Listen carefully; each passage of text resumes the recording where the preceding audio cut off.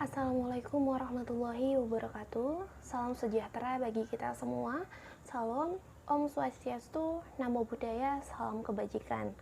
Semoga kita semua tetap dalam keadaan sehat di tengah pandemi COVID-19 seperti sekarang ini. Syukur Alhamdulillah, kita masih diberi kesempatan untuk melaksanakan pembelajaran jarak jauh pada mata kuliah membaca, khususnya dalam presentasi tugas saya pribadi yang membahas tentang metode PORPE. Predict, Organize, Rehearse, Practice, dan Evaluate.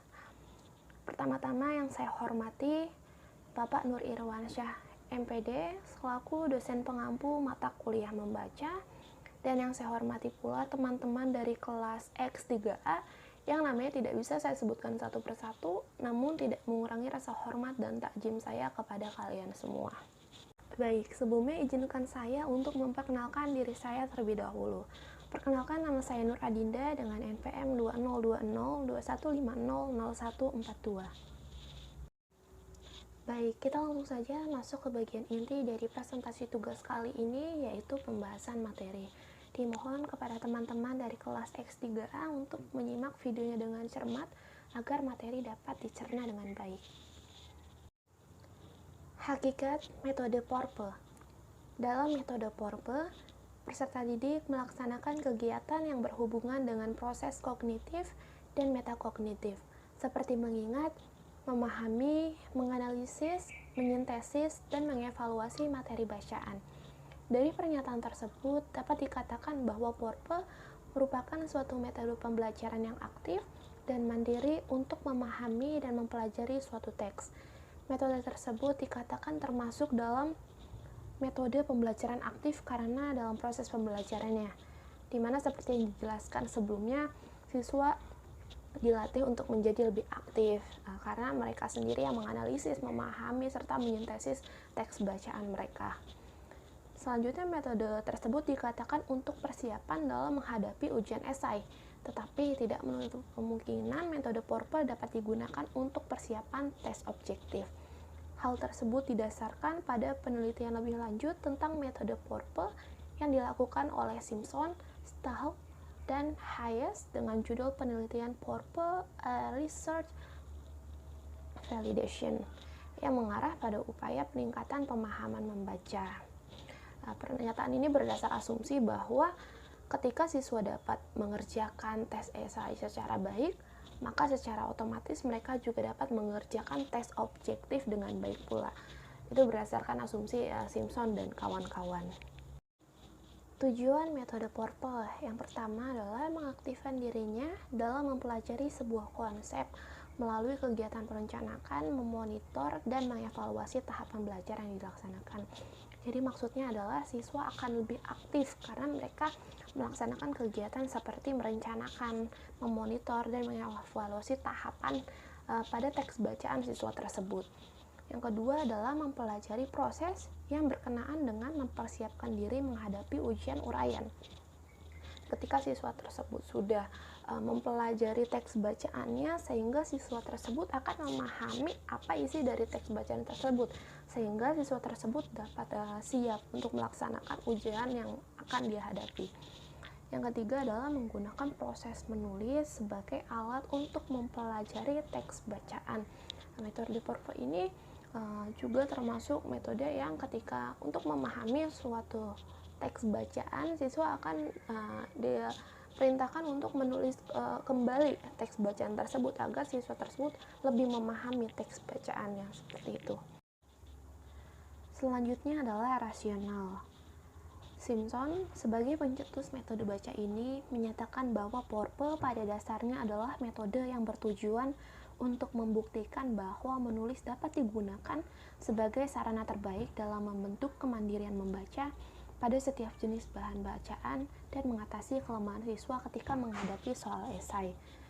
Dengan demikian, pada dasarnya PORPE merupakan metode membaca yang digunakan untuk meningkatkan keterampilan metakognitif melalui kegiatan menentukan tujuan baca, menganalisis aspek penting dalam bacaan, serta memonitor dan mengevaluasi aktivitas belajar yang dilakukan. Sedangkan menurut Brown pada tahun 2004 menyatakan bahwa cara terbaik untuk memahami sebuah bacaan adalah melalui kegiatan menuliskan kembali bacaan tersebut dengan bahasa sendiri. Ia menemukan kenyataan bahwa ketika siswa diberikan tahapan spesifik untuk membaca pemahaman, siswa akan mampu memperoleh pengetahuan tentang cara membaca, meniru cara membaca yang dilakukan guru, serta akhirnya mampu mempraktikkan sendiri metode tersebut dalam bacaan yang lain, dan hal ini menjadi kunci penting bagi mereka untuk menjadi pembaca yang efektif serta mampu memiliki kebiasaan belajar yang baik. Selanjutnya ada tahapan metode Porpe. Tahapan metode Porpe yang pertama adalah tahap prabaca. Yang pertama, mempersiapkan bahan bacaan. Pada tahap kali ini, guru mempersiapkan buku atau bacaan ilmiah yang akan dibaca siswa. Selanjutnya, guru juga memperkenalkan wacana tersebut. Yang kedua adalah menjelaskan prosedur pembelajaran. Pada tahap kali ini bertujuan untuk memperkenalkan metode Porpe kepada para siswa, sehingga para siswa dapat memahami benar penerapannya dalam kegiatan baca yang akan dilaksanakannya. Yang ketiga ada menyusun prediksi. Pada tahap kali ini, siswa harus menyusun prediksi atas bacaan yang akan dibacanya. Prediksi sebaiknya disusun dalam bentuk pertanyaan-pertanyaan yang akan digunakannya sebagai pemandu dan tujuan yang harus dicapainya. Ketika ia membaca, pertanyaan disusun harus mengarah pada ide utama atau ide kunci wacana, sehingga diharapkan nantinya siswa mampu menyintesis isi bacaan. Pertanyaan yang disusun hendaknya pertanyaan pemahaman tingkat tinggi, misalnya menggunakan kata jelaskan, bandingkan, bedakan, dan kristalisasikan. Yang keempat ada mengorganisasikan pertanyaan. Pada tahap ini, siswa menyusun ulang pertanyaan prediksi yang dibuatnya agar lebih jelas sistematikanya. Diharapkan hasil pengorganisasian ini akan mampu menjadi pemandu bagi siswa dalam menyusun sintesis isi bacaan dan menjadi pemandu menyusun rangkuman isi bacaan. Guru pun harus memfasilitasi siswa dengan membantunya menyusun pertanyaan-pertanyaan tersebut dalam sebuah kerangka pertanyaan yang sistematis serta membagi siswa ke dalam beberapa kelompok kecil. Tiap kelompok kecil ini nantinya akan menyampaikan hasil diskusinya di depan kelas. Hasil akhir tahap ini adalah kerangka pertanyaan atau peta konsep yang akan dijawab dan dijabarkan siswa setelah proses membaca. Selanjutnya yaitu tahap membaca. Yang pertama adalah latihan. Pada tahap ini, siswa mulai membaca wacana dengan teknik skimming dan scanning. Kecepatan baca siswa meningkat pada saat tidak menemukan ide kunci dan lambat atau bahkan sangat lambat ketika menemukan kata kunci yang sesuai dengan kerangka pertanyaan yang dibuatnya. Kecepatan baca pada saat ini berkurang sebab siswa harus mampu menuliskan isi bacaan ke dalam catatannya sebagai bahan menjawab pertanyaan yang telah diorganisasikannya. Selanjutnya adalah praktikum.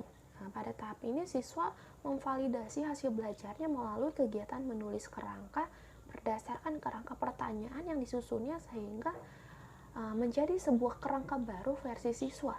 Yakinkan bahwa kerangka yang disusunnya tersebut sesuai dengan isi teks. Tahap terakhir adalah tahapan pasca baca. Pada tahapan ini ada evaluasi. Pada tahap ini siswa harus mengecek kembali pertanyaan prediksi dan kerangka pertanyaan yang disusunnya serta memeriksa hasil karangannya. Guna memastikan kebenaran tulisan yang disusunnya, siswa diperbolehkan membaca kembali wacana sehingga tulisannya tidak akan bertentangan dengan ide penulisan wacana tersebut. Selanjutnya tahapan metode Porpe menurut ahli. Tahap dalam metode Porpe yang dijelaskan oleh Judy dan Simpson yaitu yang pertama predik atau memprediksi. Tahap pertama dalam teknik Porpe adalah memprediksi kemungkinan pertanyaan esai pada materi untuk memandu pembelajaran berikutnya.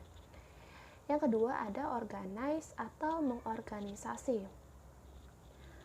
Tahap ini adalah mengorganisasi atau mengatur informasi yang akan menjawab pertanyaan esai prediksi, meringkas dan mensintesis ide-ide melalui peta konsep atau outline. Melalui peta konsep atau outline, peserta didik dapat merangkai ide-ide kunci yang berhubungan dengan pertanyaan prediksi secara sistematis, terstruktur, dan teratur. Peta konsep melibatkan bentuk pencatatan dengan struktur dua dimensi sehingga dapat mengakomodir bentuk keseluruhan dari suatu topik.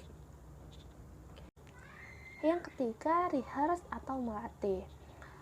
Dalam tahapan ketiga kali ini, siswa dilibatkan untuk menghafal dan menguji diri terhadap ide-ide kunci dari peta konsep atau garis besar mereka.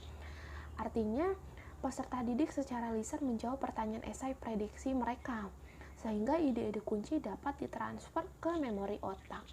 Yang keempat ada praktis atau mempraktikkan. Dalam tahap ini, peserta didik mempraktikkan dengan menulis jawaban dari pertanyaan prediksi dengan proses mengingat. Pada tahap praktis atau mempraktikkan, melibatkan peserta didik menciptakan teks mereka sendiri dari memori otak yang menjawab pertanyaan prediksi mereka. Yang terakhir adalah evaluate atau evaluasi. Setelah keempat tahapan sebelumnya sudah dilaksanakan, yang terakhir peserta didik harus mengevaluasi hasil tulisan dengan mengisi checklist tentang kelengkapan, akurasi, dan kesesuaian esai. Evaluasi positif menunjukkan kesiapan untuk ujian. Evaluasi negatif menunjukkan kebutuhan untuk kembali ke tahap sebelumnya dalam metode Porper. Kelima tahapan dalam metode Porper di atas senada dengan pendapat Confucius dalam Sirekar dan Hartini pada tahun 2011, bahwa apa yang saya dengar saya lupa, apa yang saya lihat saya ingat sedikit, apa yang saya lakukan saya paham. Hal tersebut berarti teknik ini berisi aktivitas yang dilakukan peserta didik secara mandiri sehingga dengan mempelajari teks tersebut mereka dapat menguasai dan memahami bacaan yang diberikan. Yang terakhir ada kelebihan metode Porper. Menurut Judy, teknik Porper memiliki beberapa kelebihan yaitu sebagai berikut. Yang pertama, Porper mendorong peserta didik untuk memikirkan, menganalisis, dan menyintesis konsep utama bacaan. Porper dapat membantu peserta didik untuk mengingat materi bacaan sepanjang waktu. Yang ketiga adalah Porper dapat menjadi strategi belajar untuk peserta didik yang kurang mampu belajar dengan baik. Yang keempat, Porper dapat membantu belajar peserta didik baik dalam proses pembelajaran maupun dalam pelaksanaan tugas dan tes. Yang kelima, Porper dapat secara langsung membantu peserta didik mengerjakan tes esai.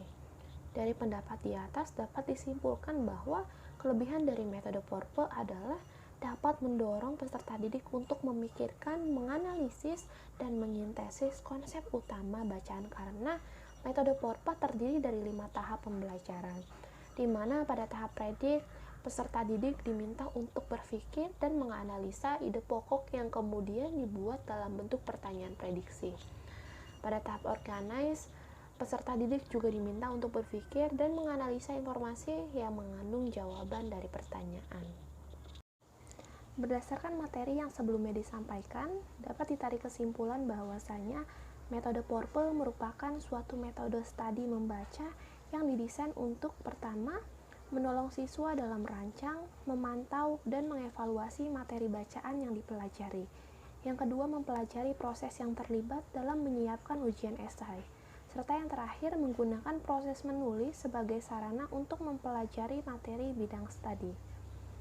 Metode Porper ini terdiri dari cara-cara aktif berupa latihan yang dilakukan peserta didik yaitu tahap predik atau memprediksi, organize atau mengorganisasi, rehearse atau melatih, praktik atau mempraktikkan, evaluate atau mengevaluasi.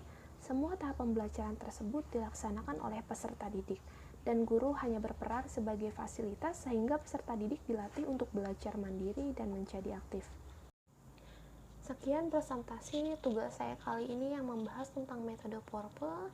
Saya memohon maaf yang sebesar-besarnya apabila ada materi yang kurang tepat atau ada penyampaian yang kurang jelas.